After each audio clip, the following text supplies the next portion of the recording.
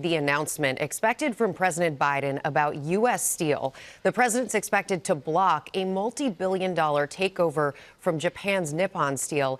It's unclear what U.S. Steel does now, and Chief White House correspondent Mary Bruce is here tracking the story. And Mary, this has major ripple effects, everything from jobs to the prices consumers pay. Rebecca, it certainly does. This morning, I am told that President Biden has decided to officially block the $14 billion sale of U.S. Steel to a Japanese buyer. Now, the president has publicly opposed the takeover for months, arguing U.S. Steel should remain an American-owned company. But still, the decision is an extraordinary use of executive power with just weeks left in office. And as you note, it could damage U.S. relations with Japan. U.S. Steel, of course, the iconic Pennsylvania-based company, had argued the merger would provide critical funding to keep plants open and preserve thousands of jobs. But the union resisted the deal, saying it was bad for their workers. Now, President-elect Trump had also opposed the takeover, and I'm told Biden is likely and expected to announce this decision as soon as today. And Mary, the other big Washington story today, will Mike Johnson be elected Speaker again? Yeah, George, there's a lot of uncertainty in Washington today. Look, publicly, House Speaker Mike Johnson is projecting confidence this morning, but we know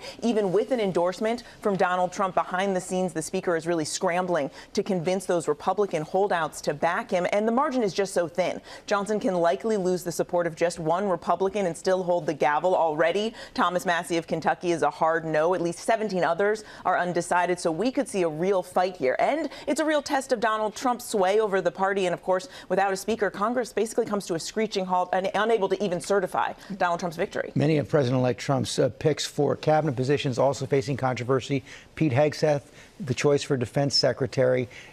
The Senate committee is now digging deeper into his background. Yeah, ABC News this morning has learned exclusively that the top Republican and Democrat on the Senate Armed Services Committee has quietly been reaching out to that veterans organization that Pete Hegseth used to run, appearing to request additional information about those recently reported allegations of a 2017 sexual assault. Also, those accusations that Hegseth financially mismanaged the group. So, no charges were ever filed. Pete Hegseth has denied these claims, but it is a reminder that he certainly still faces a real uphill climb to confirmation. Okay. Mary Bruce, thanks very much.